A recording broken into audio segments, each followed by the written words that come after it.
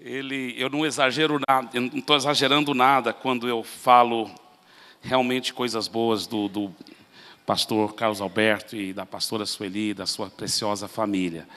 Vocês sabem tão bem quanto eu, até melhor talvez, o tanto que eu sempre estou falando a verdade. Quando eu falo bem deles, como eles são uma bênção não só para a minha vida, a minha família, para a Igreja da Paz, mas para toda a Igreja Evangélica do Brasil e tantas partes do mundo. Isso é uma realidade, um fato mesmo. E a gente se sente super honrado. Eu sinto em família. Inclusive, meu filho caçula já completou 12 anos de idade. Ele já é líder de célula, muito abençoado e sendo muito usado por Deus. E ele é muito também preparado hoje para eu e André podermos fazer viagens juntos, e minha irmã também está morando lá em casa, então, e ele tem um irmão mais velho. Então, hoje em dia, André pode até começar a viajar comigo, só que ela começou 5 anos atrás um curso de psicologia, um curso de 5 anos lá na Unifor, em Fortaleza. Ela decidiu fazer psicologia porque ela precisava de me entender melhor, Então, mas essa semana é literalmente a última semana dos 5 anos. Ela já fez o TCC, ela já fez tudo, mas é a última semana intensiva de aula. Semana que vem ela não tem mais nenhuma aula, só vai apresentar um trabalho e fazer uma apresentação. Então, essa semana era muito crucial e ela já estava tudo certo. Ela viria comigo, nós ficaríamos aqui, inclusive era para ter chego mais cedo ontem para já pegar na abertura, para estar aqui na abertura, recebendo na abertura. Mas eu estava olhando com tanta expectativa, porque eu realmente vejo os irmãos como família mesmo. E eu queria muito que a Andréa também tivesse mais convivência, porque ela é muito, muito preciosa. Eu sei que ela vai amar cada vez mais, ela já ama demais os irmãos, e isso eu tenho certeza não vai faltar oportunidade. Nós vamos estar juntos sempre, como dizem em inglês, here, there or in the air, Nós vamos estar sempre nos reencontrando, ou aqui, ou lá, ou nas nuvens, Mas nós vamos estar sempre juntos, de uma forma ou outra. Nós estamos para sempre juntos. E isso é muito emocionante, Muito legal. Bem, queridos, eu sempre gosto de começar com uma coisa um pouco engraçada, só para descontrair. E lá no Ceará tem uma estrada estadual que chama-se CE 40. E um policial parou uma senhora bem idosa que estava dirigindo o carro, e ele disse assim para ela: minha senhora, é o seguinte, aqui na estrada não é para passar o limite da velocidade, que é 80, mas também não pode ir devagar demais. A senhora está indo uns 30 km por hora, 35, e está muito errado isso aí também, porque também pode causar um acidente. Ela disse: mas, seu guarda, eu vi a placa lá, 40. Ele disse: não, isso é CE 40. Aí ele olhou no carro, o carro estava cheio de velhinho, e no banco de trás, e todos os velhinhos estavam assim, meio nervosos assim. Ele falou: mas por que estão todos assim, tão tensos? Aí ela sorriu, ela falou: talvez é porque nós acabamos de sair da BR-220.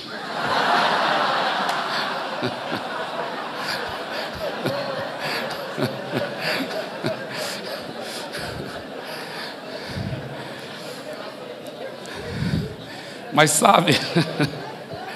sabe, nós como pastores e líderes, muitas vezes, parece que a gente está muito tenso, parece que a gente está numa velocidade, está indo 220 km por hora, a nossa vida, Tem vezes que a gente quase sente assim: para o trem, eu quero descer para descansar um pouco, porque é um pique que não é brincadeira, é tantas atividades, tantas demandas. Sempre temos que manter as prioridades, tirar muito tempo com Deus, muito tempo com a família.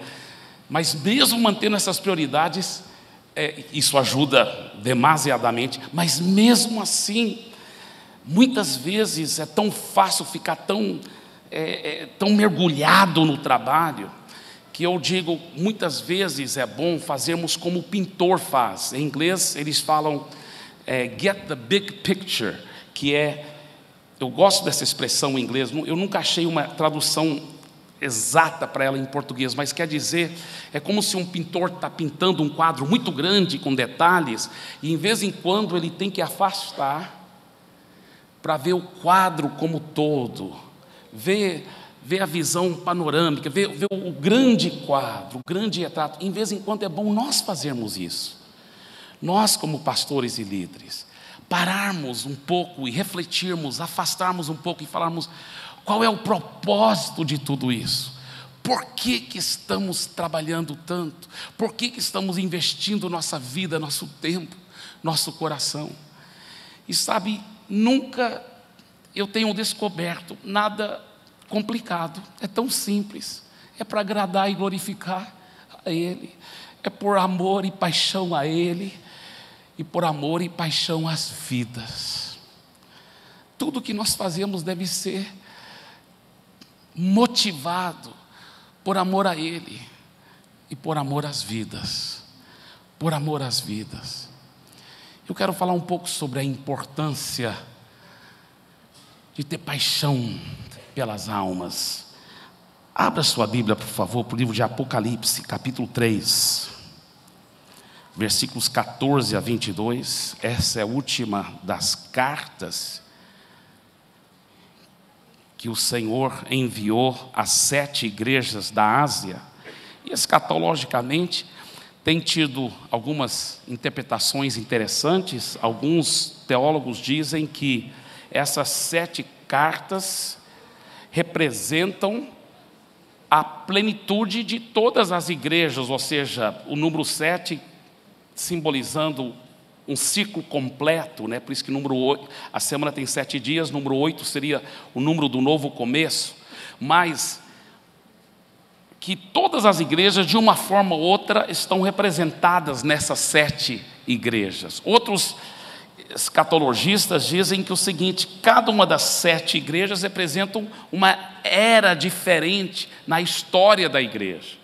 Bem, se fôssemos interpretar por esta ótica, então é muito interessante, porque justamente esta é a última das 7 cartas. Então seria talvez simbolizando a igreja existente antes da segunda volta de Jesus. Mas na realidade essa carta é muito forte. Vamos começar a leitura, vamos ler do versículos 14 a 22 de Apocalipse, capítulo 3. Ao anjo da igreja em Laodiceia escreve: essas coisas diz o Amém, a testemunha fiel e verdadeira, o princípio da criação de Deus. Conheço as tuas obras, que nem és frio nem quente. Quem dera fosses frio ou quente. Assim, porque és morno e nem és quente nem frio, estou a ponto de vomitar-te da minha boca.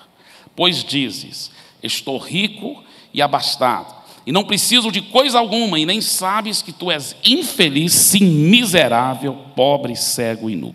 Aconselho-te que de mim compres ouro refinado pelo fogo para te enriqueceres, vestiduras brancas para te vestires, a fim de que não sejas manifesta a vergonha da tua nudez, e colírio para ungires os olhos, a fim de que vejas. Eu repreendo e disciplino a quantos amo. Sê, pois, zeloso e arrepende-te. Eis que estou à porta e bato. Se alguém ouvir a minha voz e abrir a porta, entrarei em sua casa e cearei com ele, e ele comigo. Ao vencedor, dar-lhe-ei sentar-se comigo no meu trono, assim como também eu venci e me sentei com meu Pai no seu trono.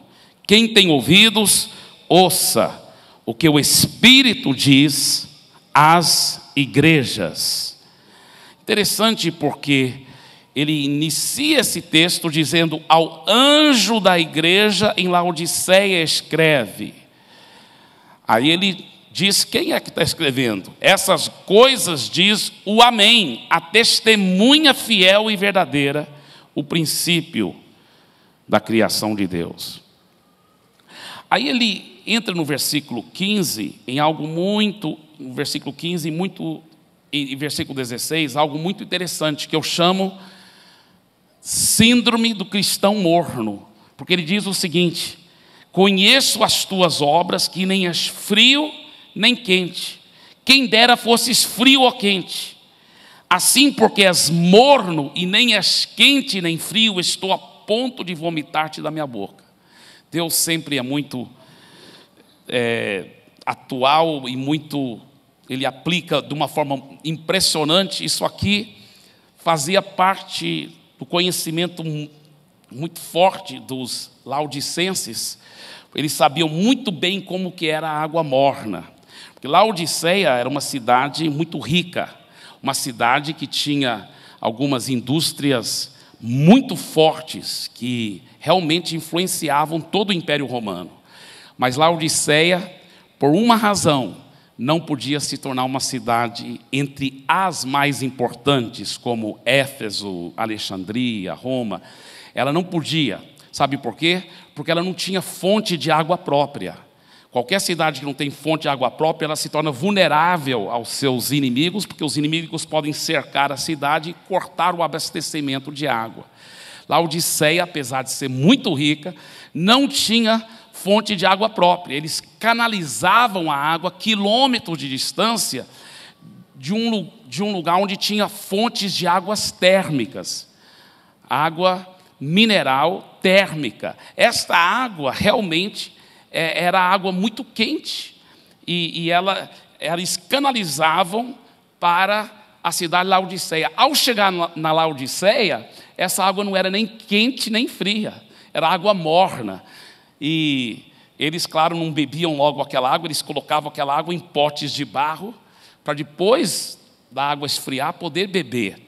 Eles sabiam muito bem como que era ruim beber água morna. Eu lembro uma vez, sem querer, eu não sabia, tinha uma garrafa lá no acampamento, na minha cabana, né, onde estava a água mineral que eu estava bebendo, era minha garrafa. Eu fui beber rápido, estava muito calor lá em Santarém, é muito quente, né, para vocês que nunca foram lá, é muita umidade, muito calor. Na realidade, até fácil ganhar almas para Jesus lá. A gente só fala assim, o inferno é mais quente, aí todo mundo quer entregar a vida a Jesus. Mas eu entrei rápido na cabana, com uma sede, peguei aquela garrafa, eu comecei a tomar, aí que eu percebi que ela estava morna, bem morna, porque ela estava esquentando no sol direto da Amazônia. Quase que eu vomitei.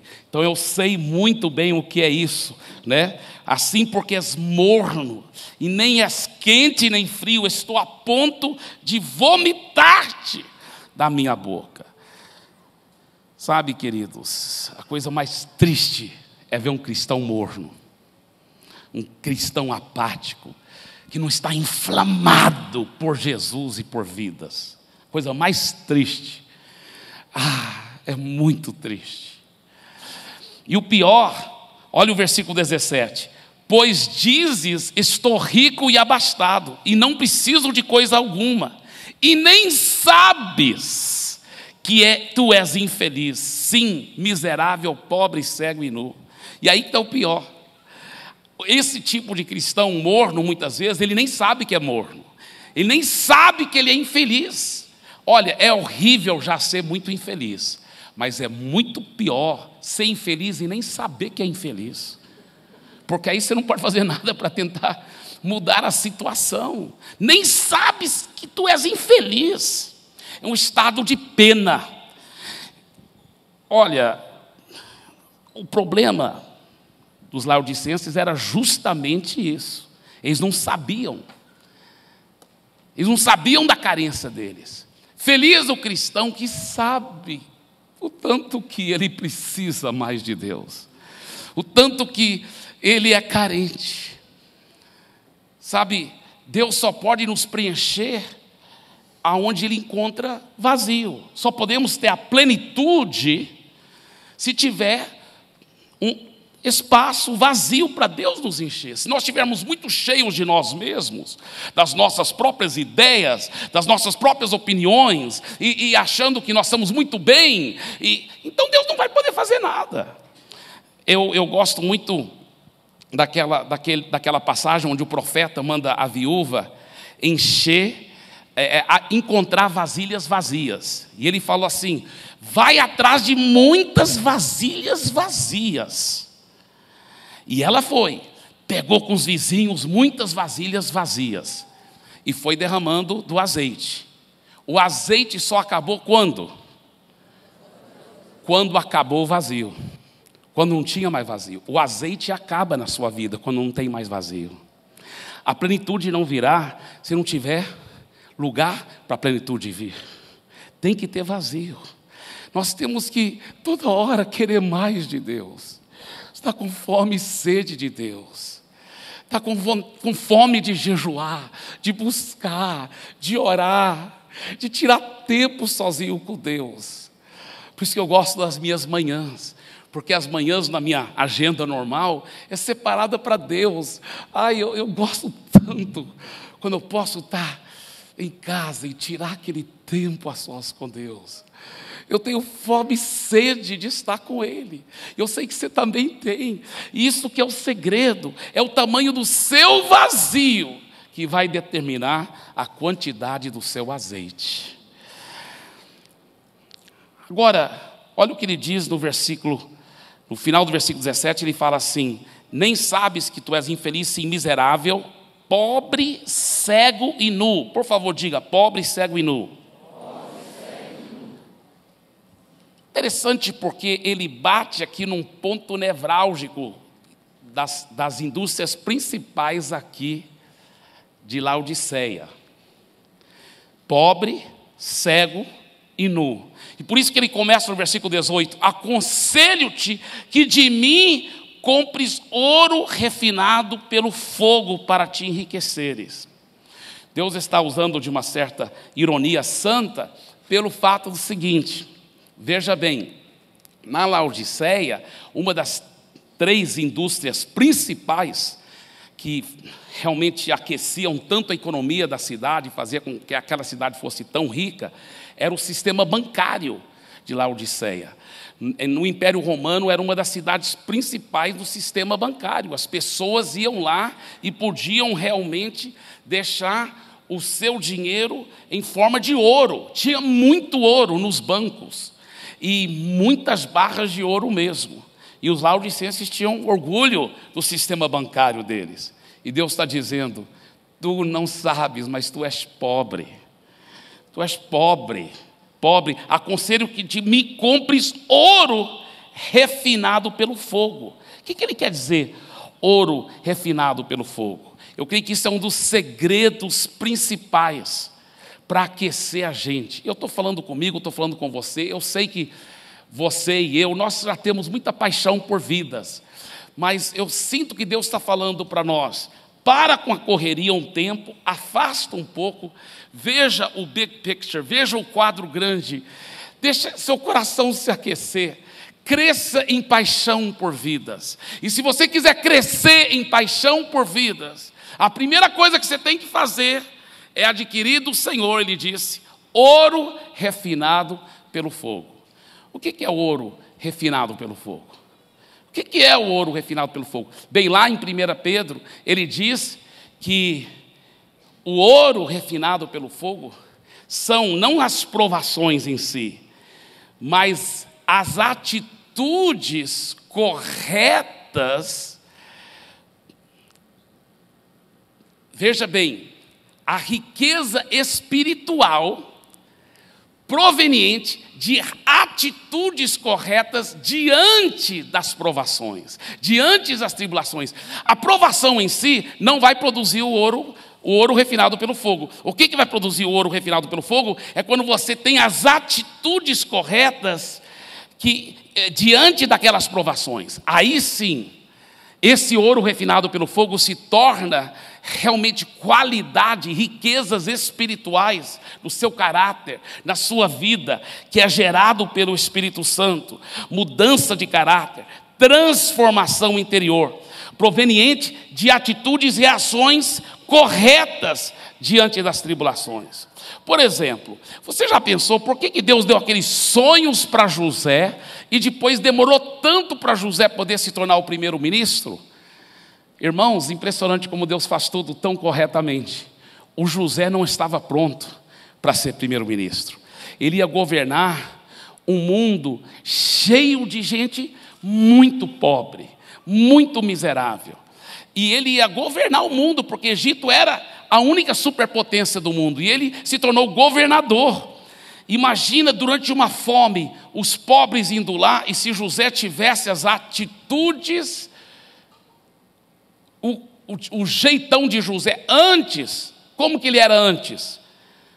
Ele era insensível, e não queria ser, mas era insensível. Ele contava os sonhos na frente dos irmãos dele, não é mesmo? Ele não fazia por mal, era ingênuo talvez, mas era insensível. Contando os sonhos que ele tinha, os irmãos já estavam com dor de cotovelo, porque o pai amava mais ele. Agora ele conta os sonhos, vendo todo mundo se prostrando diante dele. Poxa, isso é uma grande falta de sensibilidade para com as emoções dos seus irmãos. Aí, se não bastasse, ele começou a usar aquela roupa, aquela capa colorida que o pai deu para ele. Quando ele foi atrás dos irmãos, ele foi usando aquela roupa. Ele era um cara rico, ele tinha muitas outras roupas, e não tinha que usar aquela roupa. Tá, para agradar papai? Tudo bem, então enquanto está na frente do papai eu vou usar, mas está logo longe. Ele estava dias de distância procurando os irmãos dele, ainda estava usando a roupa. É muita falta de sensibilidade, irmãos. Muita falta de sensibilidade. Esse José não teria sido um bom primeiro-ministro do Egito. O que aconteceu? Vem lapada, vem provação, vem tribulação. E o José passou com nota 10. José só teve as atitudes corretas, as reações corretas, e Deus foi lapidando o caráter. Anos mais tarde você encontra José ajudando o carcereiro a cuidar dos prisioneiros. Ele entra, ele vê o padeiro e o copeiro, e sem eles falarem nada, olha a sensibilidade dele, ele diz: vocês estão tristes. Por que vocês estão tristes? É outro José. Outro José. Isso é ouro refinado pelo fogo. Isso é ouro refinado pelo fogo. Agora ele estava chegando mais perto de estar preparado para ser o governador. Que coisa linda. Que coisa forte. Sabe, eu acho muito interessante a história dos israelitas passando pelo deserto. Porque a Bíblia fala que passaram pelo Mar Vermelho. E aí, Faraó e soldados e cavalos todos se afogaram no Mar Vermelho, que simboliza o sangue de Jesus. E é interessante, é como se fossem batizados pelo Mar Vermelho e batizados na nuvem, né? Simbolizando um cristão. Foi lavado pelo sangue de Jesus, batizado pelo Espírito Santo, e aqui estão agora no deserto, fazendo dança e alegria. E a Bíblia fala que a Miriam dançando, e todos dançando. Aí o que faz? Olha só, interessante. Olha só o que acontece. A Bíblia fala que logo após aquela dança, aquela alegria, passaram 3 dias. 3 dias no deserto e não acharam água. Mas o povo começou a murmurar contra Moisés. Coitado, por que o líder sempre paga o pato, né? Moisés não era o culpado, Moisés só estava seguindo a nuvem. Durante o dia era uma nuvem, e à noite era coluna de fogo. Era Deus que os dirigiu 3 dias sem água. Por que Deus faz essas coisas, rapaz? Pode imaginar as criancinhas falando: papai, estou com sede. Meu filho está acabando, não vou poder dar não, agora não. Poxa, por que Deus é desse jeito às vezes? A gente não entende como Deus age. Talvez agora mesmo você tenha passado uma situação e você fala: poxa, eu sei que Deus é pai, não é padrasto. Por que estou passando o que eu estou passando? Mas Deus sabe. Deus está querendo que você tenha esse ouro refinado pelo fogo. Ele queria o melhor para eles. Ele queria o melhor para eles. Veja bem, eles haviam saído do Egito. Só que o Egito não havia saído de dentro deles. O Egito não havia saído de dentro deles. E Deus estava querendo provocar sede, porque aonde que a nuvem para? Ela para num lugar que chama-se Mara. E esse lugar que chama-se Mara tinha água. E o povo foi todo correndo. Ah, que alegria! Posso imaginar. E aí, cuspiram fora a água. E não só a água agora estava amarga, eles agora estavam amargos também. Por quê? Estavam reclamando. Por quê? É água amarga. Essa nuvem para justamente nessa água amarga. Sabe, os cientistas já foram para esse lugar, que chama-se Mara, e fizeram um teste dessa água. Essa água realmente é amarga, muito amarga, mas ela é 100% potável. Sabe por que ela é amarga? É porque ela está cheia de minerais medicinais. Ela tem dulamite, que ajuda para regular as batidas do coração, para quem vai caminhar muito no deserto. Ela tem grande quantidade de magnésio. Quando você está com problemas intestinais, o que você toma? Leite de magnésio. Você sabia que os israelitas antes moravam lá ao lado do rio Nilo. E o rio Nilo naquela época, até hoje ainda é super poluído, cheio de parasitas. Eles bebiam da água do rio Nilo. Eles estavam cheios das enfermidades do Egito. Eles haviam saído do Egito, mas o Egito não havia saído de dentro deles. Aquilo era um remédio. Por isso que Deus provocou a sede por 3 dias. E a nuvem parou lá. Não tem que ser um cientista nuclear para entender. Deus está querendo alguma coisa aqui. A nuvem para aqui. Deus estava querendo que eles tomassem alegremente o remédio. O remédio. Por isso que ele fala, Deus os provou. Êxodo 15, 25, 26. E disse, se ouvires a voz do Senhor teu Deus. Eles estavam ouvindo? Não. E fizeres o que é reto diante dos seus olhos. Eles estavam fazendo o que era reto? Não, estavam murmurando, reclamando. Aí o que ele fala assim? Se você fizer isso, aí nenhuma enfermidade daquelas que os egípcios têm virá sobre você. Olha só. Quantas vezes nós já saímos do mundo, fomos lavados pelo sangue de Jesus do Mar Vermelho, batizados na nuvem do Espírito Santo, mas o mundo ainda não saiu de dentro de nós. Aí o pau quebra, e vem a sede, e vem os remédios de Deus. E quantas vezes, em vez de a gente ter a atitude correta, as atitudes corretas diante das tribulações, a gente faz que nem o povo de Israel. Esse discipulador está sendo usado pelo diabo, não aceito isso aí. Sai, Satanás. Aí o diabo fala, não, dessa vez não fui eu, rapaz. É Deus mesmo que está tratando com você. Deus que está querendo ajudar você. Se toca, meu irmão. Deus está querendo te dar ouro refinado pelo fogo. Ouro refinado pelo fogo. Você fala, mas Deus fez um milagre, mandou Moisés jogar uma árvore. É o que eu chamo de milagre paliativo. E muitos cristãos reclamam, batem o pé no chão. Deus, só tem que fazer esse milagre agora.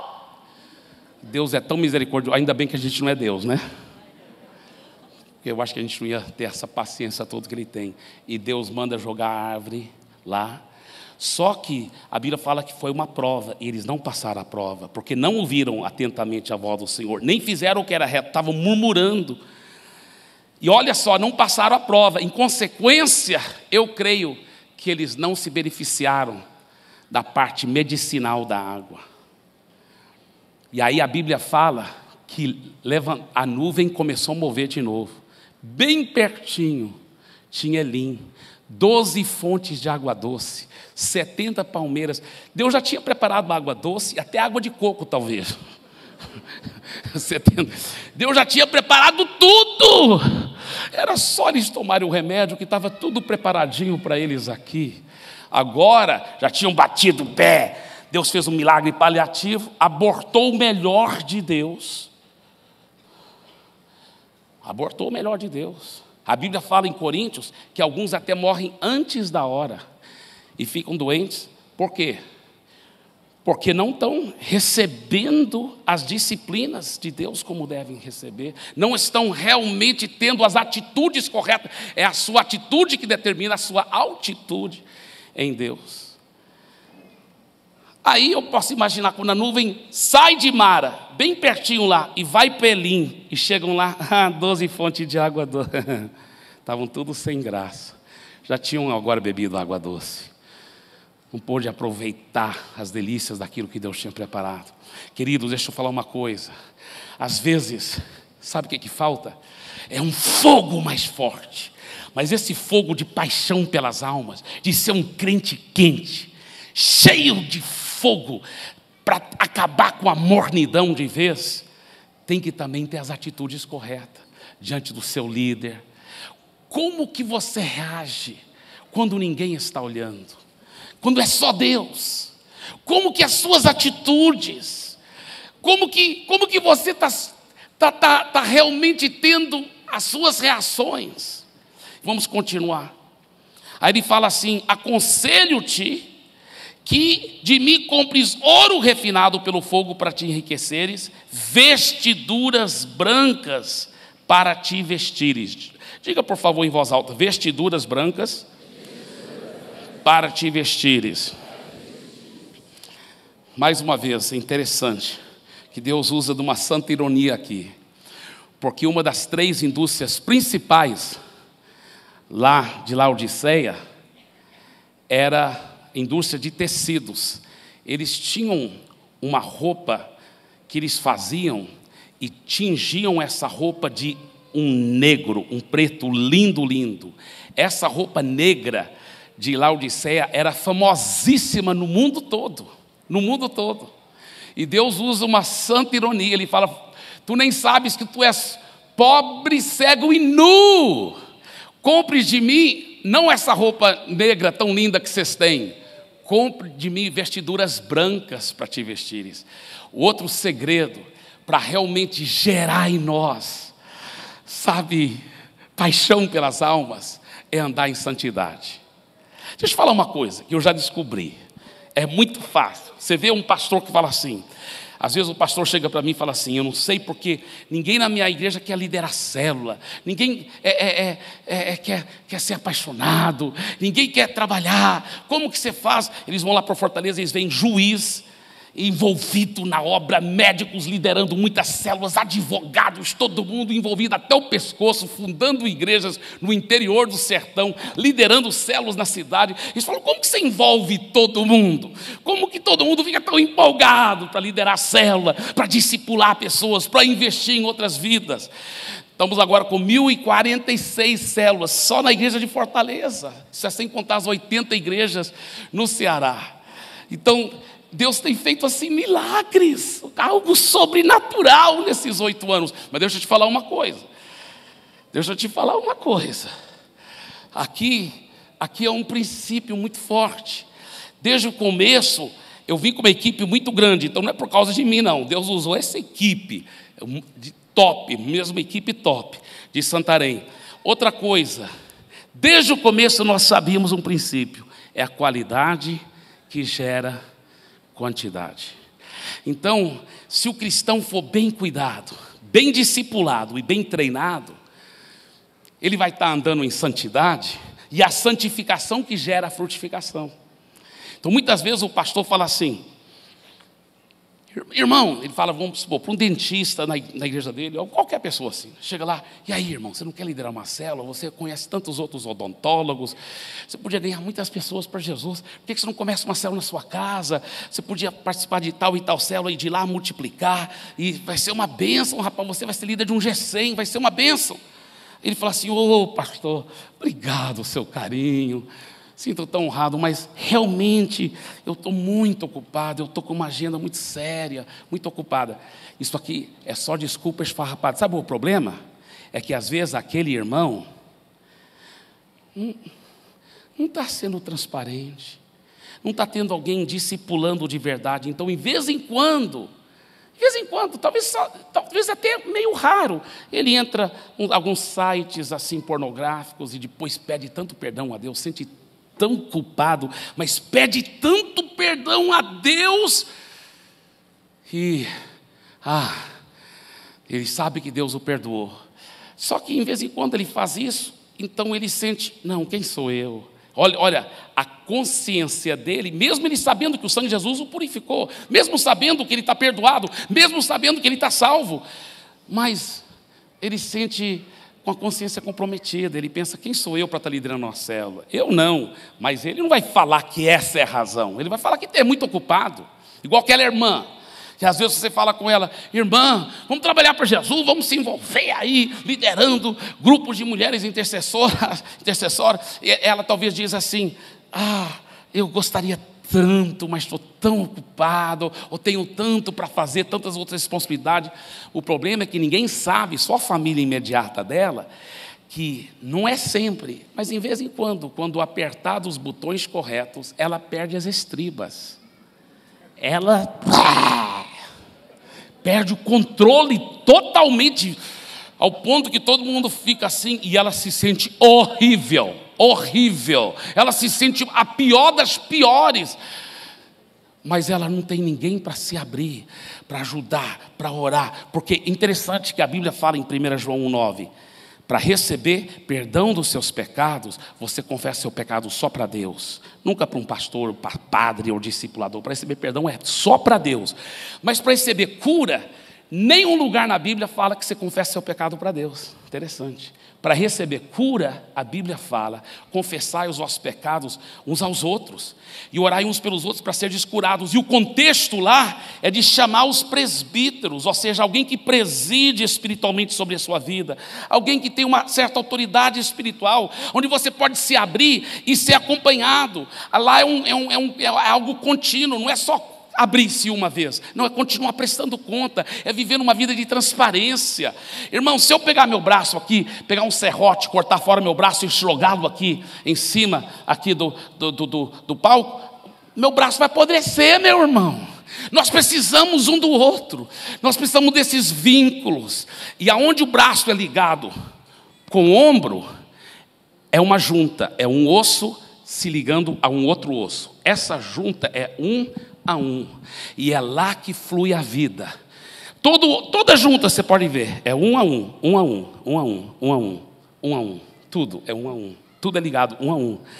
E é nesse um a um, quando a pessoa se abre, e ela é transparente, em vez de ser condenada, massacrada, ela é compreendida, ela é amada, e ela é ajudada a vencer. Sabe, eu já tive pessoas que estão em igreja onde todo mundo supostamente é discipulado um a um, todo mundo é bem cuidado supostamente, mas não estão rompendo. Aí vai investigar mais profundamente, então é só fachada.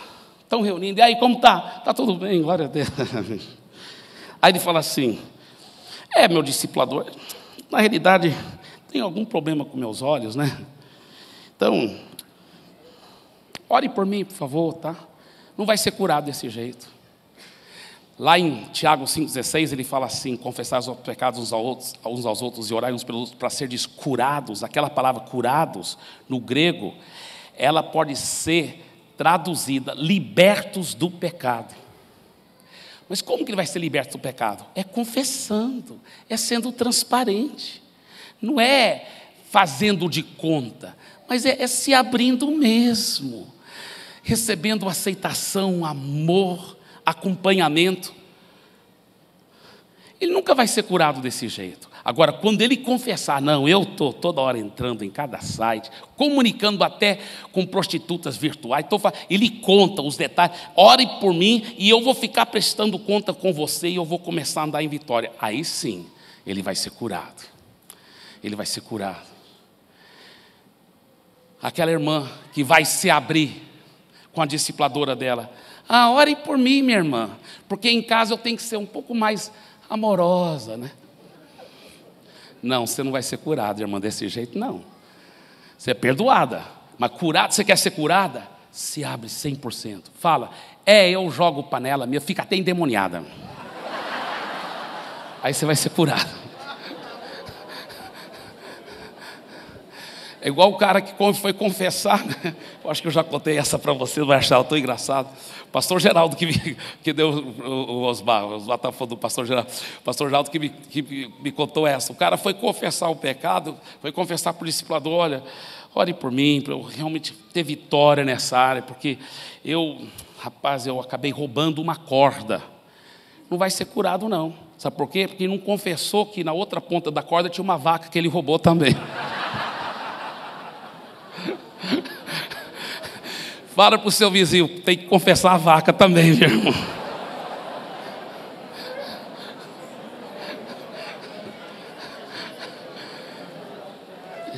Por favor, diga em voz alta: a santificação gera frutificação. Diga também: ovelha sadia sempre dá muita cria. Não está dando muita cria? Com todo carinho, eu duvido que tenha saúde como deve ter lá. E para ter saúde, o que tem que ter? Tem que estar andando em santidade, tem que estar andando em transparência. Irmãos, eu estou aqui, sabe por quê? Eu estou aqui com toda a autoridade pela misericórdia de Deus, só pela misericórdia de Deus, eu tenho certeza que é só pela misericórdia de Deus. Mas é porque o meu líder, meu discipulador, ele sabe toda a minha vida. A minha esposa sabe toda a minha vida. Eu não tenho nada que esconder. Eu vivo uma vida de transparência. Por isso, meu irmão, eu vou te falar, é muito gostoso essas vestiduras brancas que faz o cristão parar de ser morno e começar a esquentar, que ele quer trabalhar para Jesus. Aí um cara que está andando em saúde assim, pode ser o cara mais ocupado do mundo. Você fala assim: você quer liderar a célula? Não sabia? Por que você nunca tinha me pedido, pastor? Claro que eu quero. Eu quero trabalhar para Jesus. Aí todo mundo quer trabalhar para Jesus. Interessante. Porque uma vez que está andando em santidade, uma vez que está andando em vitória nas áreas da vida, às vezes não é nessa área de pureza moral, mas talvez é na área de ser uma pessoa grosseira em casa, um cavalo em casa, sabe? Trata a esposa horrível, né? Tem tanta falta de transparência hoje em dia, irmãos. As pessoas vivendo vida tão camuflada. Você sabe que a palavra sincero no grego, no latim, quer dizer sem cera, porque os atores gregos usavam máscara de cera. E muitas vezes atrás daquela máscara de cera, sorridente, tinha um ator muito triste, muito triste. O cristão que não anda em santidade, o cristão que não anda em vitória, não é um cristão feliz, não é um cristão feliz, não é um cristão vitorioso. Ah, como é gostoso andar em santidade, como é gostoso andar em santidade. E por fim ele fala, ele não diz somente sobre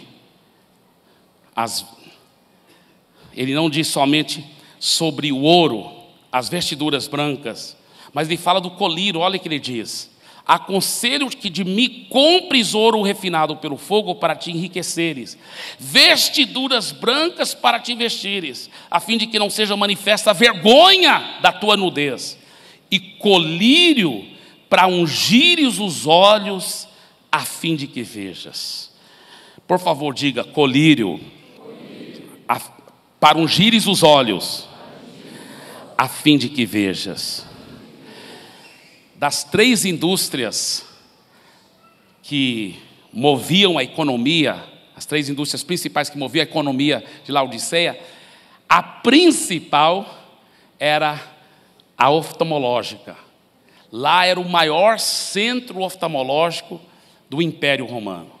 Qualquer pessoa que tinha problemas nos olhos, se tinha dinheiro, ele ia para lá. E é interessante que os melhores médicos oftalmológicos trabalhavam lá. E também, lá eles fabricavam um colírio que era famoso no mundo todo. Aquele colírio realmente era conhecido no mundo todo como de ajudar mesmo as pessoas que estavam com problemas nos olhos. E Deus mais uma vez usa de santa ironia. Ele fala: tu és pobre, cego e nu. Compres de mim o colírio verdadeiro para ungir os teus olhos. Por quê? Porque ele está falando: vocês estão cegos, vocês não estão enxergando as pessoas como eu estou enxergando. Vocês não estão enxergando a seara como eu estou enxergando. Irmãos, hoje o pastor Antônio Carlos colocou colírio nos meus olhos, sabe? Foi tão forte como ele pintou o quadro pelo Espírito Santo. O Espírito Santo, através dele, pintou um quadro da realidade que muitas vezes nos afeta. E tem tantos cristãos hoje em dia amarrando a Jesus e soltando o Barrabás, porque estão com o mesmo espírito que estavam os religiosos daquela época. Que coisa triste. De repente, quando meus olhos abriram hoje, ao ser pingado o colírio, minha vida foi muito afetada. Eu sei que eu nunca mais vou ser a mesma pessoa. Que bênção. Eu vou te falar, sabe, Jesus disse: erguei os olhos. Olha, colírio vai aonde? Nos olhos. Erguei os olhos e vejo os campos que estão brancos para a ceifa. Sabe, como que você vê as multidões? É uma coisa que me atrai para São Paulo, porque tem milhões e milhões de pessoas. Eu quero estar onde está gente. Eu quero ganhar vidas para Jesus. Eu quero ganhar vidas. Eu quero ganhar vidas para Jesus. Erguei os olhos e vejo os campos que estão brancos para a ceifa. Alguns de vocês talvez já ouviu essa história, mas eu achei essa história muito forte, que uma história verdadeira, né, de uma pessoa que foi um pastor que convidou um amigo para dar um testemunho. Esse amigo era um senhor já de certa idade, e o amigo dele começou a dar história, o testemunho. Ele falou assim: esse testemunho é baseado numa história verdadeira, aconteceu realmente, essa história aconteceu com alguém. Ele disse: existia uma certa vez, um marinheiro muito experiente.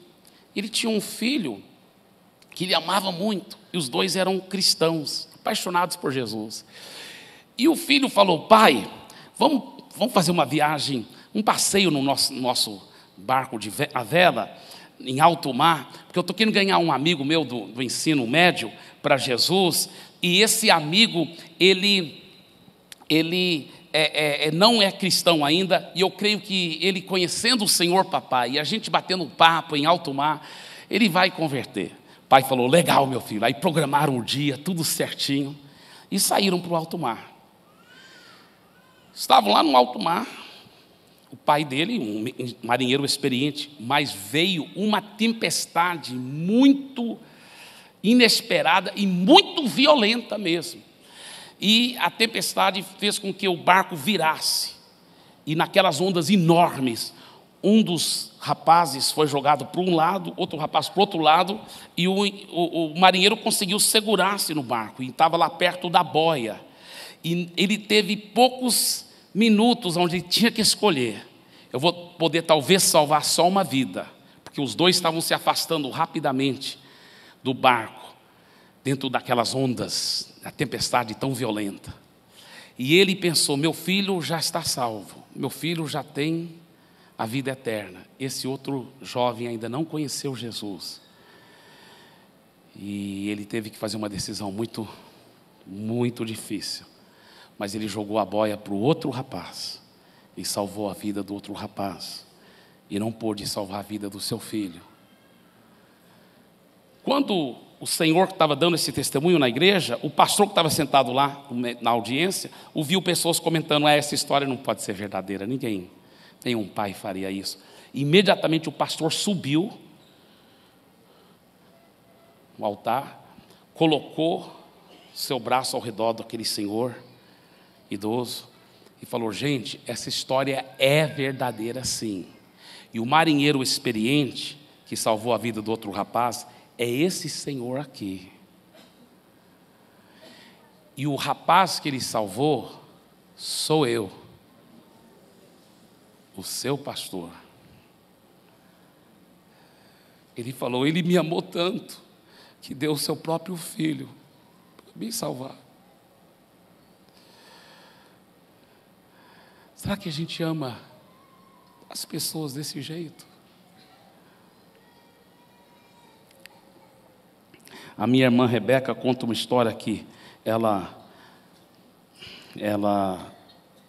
quando ela estava no ensino médio, estudando uma escola para filhos de missionários, tinha um professor lá, Mr. Sun, até hoje eu lembro dele também, só que nunca foi meu professor. Eu ainda estava em outras, a esposa dele que era minha professora, porque eu era mais novo. Mas ela disse que um dia lá alguém falou sobre chorando, e ele falou assim: eu posso chorar a hora que eu quiser. E eles sempre gostavam de distrair o Mr. Sun do assunto da matéria, né? Para ficar adiando as provas, essas coisas. Então eles falaram: Mr. Sun, então chora aí para a gente ver. Já que já pode chorar quando quiser, chora para a gente ver. Ele falou: tudo bem, espera só um pouquinho. Ele colocou a cabeça para baixo de todos os alunos. Ele ficou lá só pouquinho tempo, talvez 2 minutos. Quando ele levantou o rosto, os alunos tomaram um susto, que o rosto dele estava molhado, encharcado de lágrimas. E os alunos todos olhando, todos os alunos filhos de missionários, né? E ele falou assim: eu posso chorar na hora que eu quiser, porque eu só começo a pensar daqueles índios lá na Amazônia, que estão morrendo sem nunca ter ouvido, nunca ter tido a chance de ouvir o Evangelho nenhuma vez. E estão indo para uma perdição eterna. Aquilo marcou a vida de todos aqueles alunos. O meu irmão Lucas, você sabe, meu irmão mais velho, foi o primeiro com quem eu, ainda como solteiro, aprendi a vomitar tudo, a ser transparente. Ele me discipulou, ele me amou.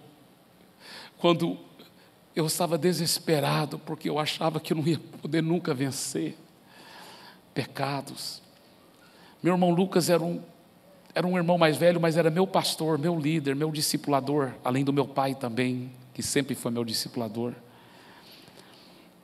Mas o Lucas tinha uma paixão pelo povo ribeirinho. Nós temos mais do que 120 embarcações hoje, evangelizando, fundando igrejas e fazendo ação social, povo ribeirinho. Mas o Lucas era tão apaixonado pelo povo ribeirinho.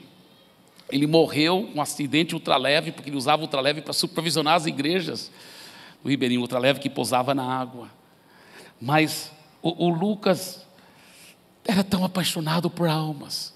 E uma vez um obreiro lá do ribeirinho chegou lá para o Lucas e falou assim: pastor, ore conosco, vê o que o senhor pode fazer aí, se a Missão Paz pode nos ajudar com um sistema de som para a nossa igrejinha lá e tudo. Até aí tudo bem, não tem nada errado ele estar pedindo um sistema de som. Só que o Lucas talvez falou: eu vou estar vendo o que eu posso fazer. Aí ele de repente soltou uma coisa que chamou a atenção do Lucas. Ele falou assim: nós temos chorado para ter esse sistema de som, chorado na presença de Deus. Lucas falou: peraí. O que? Você tem chorado para Deus te dar um sistema de som? Sim, pastor. Lucas falou: querido, você está chorando pela coisa errada. Você está chorando pela coisa errada. Lucas falou assim para ele: comece a chorar pelas almas perdidas. Comece a chorar por elas. Comece a chorar por essas vidas. Quando você chorar por elas, Deus vai te dar o som, Deus vai te cuidar, Deus vai dar tudo o que você precisa. Esse que é o nosso problema, viu, pastores? Muitas vezes nós estamos chorando por um sistema de som novo, uma equipe de louvor melhor, um prédio maior. Deus quer que a gente chore pela coisa certa. O que faz você chorar? Você já chorou pelas almas perdidas? Você já chorou mesmo na presença de Deus pelas almas perdidas? Eu nunca vou esquecer o meu querido papai. Isso me leva para a conclusão aqui. Qual é a solução? Está aqui, nos versículos, continuando no mesmo texto, só estamos indo no texto, próximo versículo. Eu repreendo e disciplino a quantos amo. Sê, pois, zeloso e arrepende-te. Aí ele fala uma coisa tão forte. Ele diz: eis que estou à porta e bato. Se alguém ouvir a minha voz e abrir a porta, entrarei em sua casa e cearei com ele e ele comigo. Queridos, nós temos muitas vezes usado esse versículo em evangelismo. Eu não estou dizendo que é errado usar evangelismo, mas quando usa em evangelismo, está usando fora do contexto. Esse versículo foi escrito para quem já tinha um relacionamento com Jesus, mas se tornou um cristão morno. E agora ele está fora da casa espiritual daquele cristão. Ele está batendo na porta dizendo: falta intimidade para você, meu filho. Abre essa porta. Sabe, ele não vai forçar essa porta. A Bíblia fala: chegai-vos a Deus e Ele chegará a vós outros. Sabe, Deus já entrou dentro de nós, tudo pela graça e misericórdia. Nós nos tornamos um só espírito com Ele. Mas se você quiser cultivar intimidade, você tem que cooperar com o Espírito Santo. Você tem que exercer o seu livre-arbítrio. A Bíblia que fala: buscar-me-eis e me achareis quando me buscardes de todo o vosso coração. Quando você se achega a Deus e você fala: Pai, venha o que vier, custa o que aqui está, eu vou ser íntimo contigo. Eu abro a porta do meu coração: entra, Senhor, eu quero cear contigo, quero que o Senhor possa cear comigo. Mas antes de poder fazer isso, ele fala: sê pois zeloso e arrepende-te. E qual o resultado? Quando nós nos arrependemos e cultivamos profunda intimidade com Ele, abrindo a porta do nosso coração, permitindo que a graça dEle invada o nosso ser, a Bíblia fala: ao vencedor dar-lhe-ei sentar-se comigo no meu trono, assim como também eu venci e me sentei com meu Pai no seu trono. Isso, hoje eu chorei tanto quando o pastor Hernanes Dias Lopes falou sobre Paulo. Sabe por quê? Que eu lembrei do meu pai. Eu lembrei do meu pai. Eu vi meu pai, mesmo não sendo decapitado, mas sabe onde meu pai morreu? Meu pai morreu num hospital público tão feio, tão sujo, lá em Parintins, numa ilha no Rio Amazonas. Meu pai tinha dinheiro para ser tratado nos melhores hospitais e muitas vezes nós levamos ele para os melhores hospitais dos Estados Unidos. Meu pai era multimilionário, abandonou tudo para vir para o Brasil como missionário. Nunca recebeu um centavo de sustento e nunca tirou um centavo das igrejas brasileiras. Ele construía igrejas, sustentava missionários. Toda a vida ele foi autossustentado, só dando, e economizando de propósito. Meu pai poderia ter morado em grandes mansões, dirigido muito bons carros, e eu nem acho que seria errado se ele tivesse feito isso, mas ele escolheu economizar ainda mais, para ter mais para a obra. Ele investia, eu não estou exagerando, milhões de reais, para comprar uma televisão em Santarém, para comprar terrenos, para comprar isso, para comprar aquilo. Aí ele mesmo vivendo de uma forma muito econômica. Eu lembro lá em Vianópolis, no interior de Goiás, onde nós fomos morar, minha mãe carinhosamente chamava a casa, era uma casa alugada, ela chamava a nossa casa lá, da casa da caixa de fósforos, porque era tão pequenininha, não tinha lugar para todos os filhos ficarem. Nós somos 5 filhos, então meus 2 irmãos, meu pai tem um almoxarifado lá no quintal, onde meu pai ajeitou aquele quarto e colocou uma cama lá para os meus 2 irmãos mais velhos dormirem. E aí tinha só 2 outros quartos na casa, pequeninhos. Minhas 2 irmãs ficaram num quarto e meus pais no outro quarto. E sabe qual era o meu quarto, o caçula? Meu pai fez uma cama bem pequenininha que coube dentro da despensa. Eu lembro até hoje deitado lá e vendo os cachos de banana pendurados. E sabe o quê? Eu me senti tão orgulhoso que eu tinha meu próprio quartinho. E eu até falava assim: se eu ficar com fome durante a noite, eu posso até comer banana. Sabe o quê? A gente voltava para os Estados Unidos, nossos parentes, literalmente, Mercedes, Lincoln, Cadillac, Meus primos chegando de avião, avião próprio, aviões. Outro primo com Maserati, Ferrari. Esses riquíssimos. Todos nós 5 filhos, sem exceção, Deus é minha testemunha. Nenhum momento sentimos qualquer desejo de ter aquelas coisas. Muito pelo contrário. Muito pelo contrário, entre nós, a gente ficava com pena deles.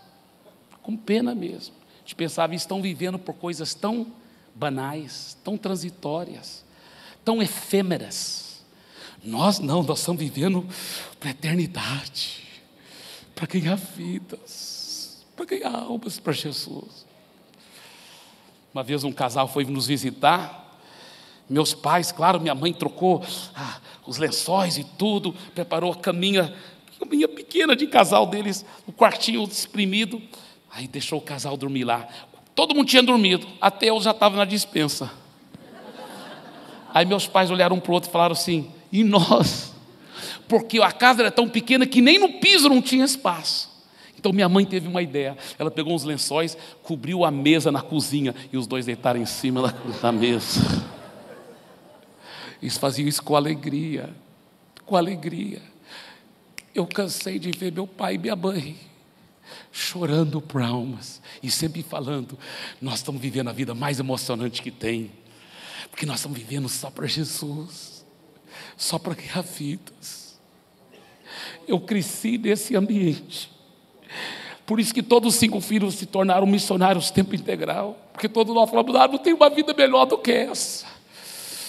Meu pai sempre dizia, only one life, 'twill soon be past. Only what's done for Christ will last. É um ditado do C.T. Studd, um grande missionário. Somente uma vida nós temos, e logo ela passará.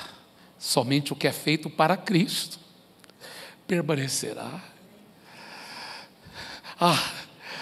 Eu nunca vou esquecer, um dia eu estava lá em Santarém, na Amazônia.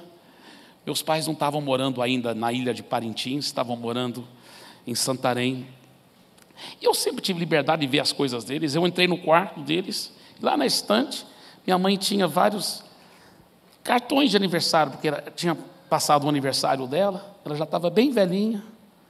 Aí eu estava lendo os cartões de aniversário. Uma delas era um dos meus tios, multimilionário, casa na Europa, casa a todo canto, cara riquíssimo. Esse tio era até mais velho do que a minha mãe, bem velhinho. Ele escreve, feliz aniversário, mana, eu te amo tanto, eu te admiro tanto, mana, eu queria ter vivido minha vida como você viveu. Esse tio, ainda velhinho, veio nos visitar lá em Santarém, e na sala da nossa casa entregou a vida a Jesus. Voltou para os Estados Unidos, ainda foi batizado numa igreja presbiteriana. Aleluia. Só que nós pensávamos entre nós, e ainda pensamos até hoje assim, muito bem, mas ele entrou no céu na última hora, nós vamos poder ajudar muitos outros a entrar no céu. Eu cresci com essa paixão, essa santa obsessão por almas, por isso que eu ganho almas. Eu tenho uma graça de Deus sobre minha vida, mas eu não me engano não. Eu sei que o óleo vem da barba de Arão para baixo. Eu tenho uma graça. Eu sou apaixonado por vidas. Eu quero ganhar vidas para Jesus. Eu quero orar. Quero orar por você daqui um pouco. Se você também quiser crescer mais nesta área. Eu sei que eu quero. Eu preciso mais colírio nos meus olhos, para que eu veja como Ele vê, multidões e multidões no vale da decisão, porque o dia do Senhor está perto, no vale da decisão. Eu termino com essa ilustração. O David Livingstone tinha morrido, o corpo dele tinha sido enviado da África, onde ele trabalhou como missionário por tantos anos, de volta para a Grã-Bretanha. Ele veio da Escócia, mas nessa altura do campeonato ele já era muito famoso na Inglaterra. fizeram um grande cortejo do seu corpo nas ruas de Londres. Essa história é verdadeira. Nesse cortejo todo mundo saiu, multidões e multidões, para honrar a memória do grande missionário David Livingstone. Tinha um velhinho na calçada chorando sem parar. E alguém chegou lá ao lado do velhinho, falou assim: por que o senhor está chorando? Ele falou: porque eu era colega do David Livingstone, formamos um seminário juntos. Juntos nós tivemos um chamado para missões, mas eu não atendi. E agora minha vida já está no final. Sabe, queridos, não deixa passar mais nenhum dia sem você ser uma pessoa totalmente entregue, sabe, vivendo só para Jesus e pelas almas. Sabe como o diabo é sujo, sempre nos faz adiar coisas. Um dia eu vou ser uma pessoa 100% consagrada. Esse dia nunca vai chegar, meu irmão, se você não decidir hoje. É a partir de hoje, venha o que vier, custa o que custar, minha vida vai ser totalmente vivendo para Jesus e para as pessoas. O David Livingstone, quando morreu, os africanos choraram tanto, e os seus familiares, parentes e o próprio governo inglês pediu o corpo. Por favor, vamos embalsamar o corpo aí e envie o corpo para Inglaterra. Eles fizeram isso. A história consta que antes de enviar o corpo para a Inglaterra, eles tiraram o coração do David Livingstone e mandaram o corpo para a Inglaterra, e fizeram uma grande cerimônia fúnebre antes de enterrar aquele coração em solo africano, porque eles estavam dizendo para os ingleses: tudo bem, o corpo vocês podem ter, mas o coração Ele deu para nós. Para que você está dando o seu coração? Onde você está enterrando o seu coração? Eu quero lhe convidar para... Sempre o seu pastor nos ensina o vertical que gera o horizontal.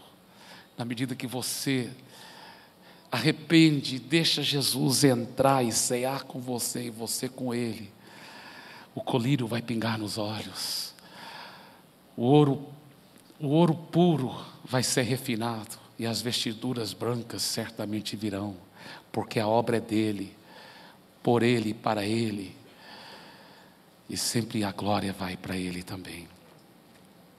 Vamos ficar em pé, por favor.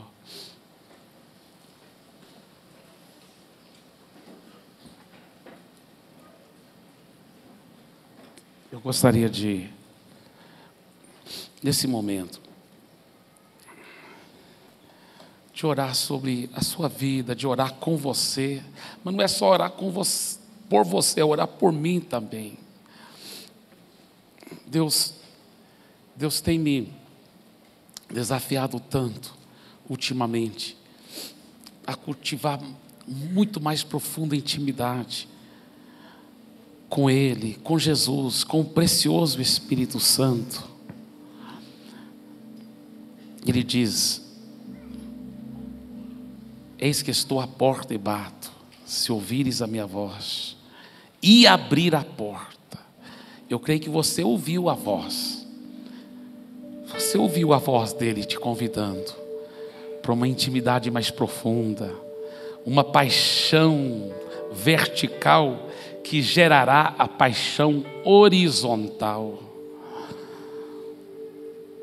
Ele diz: se ouvires a minha voz e abrires a porta, eu entrarei. A obra é dele, é ele que faz, é tudo pela graça, mediante a fé.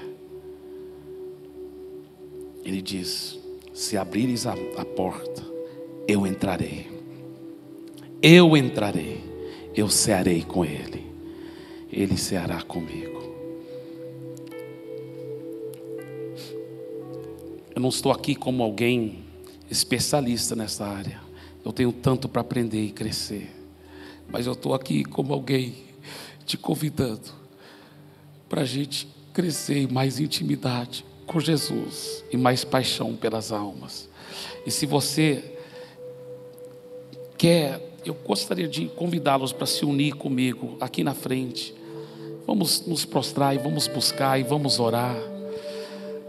Se não couber todo mundo aqui na frente, mesmo você saindo do seu lugar e vindo nessa direção, eu creio que demonstra no seu coração o seu desejo de orar, de buscar, de querer mais de intimidade, mais paixão por vidas, mais paixão pelas almas.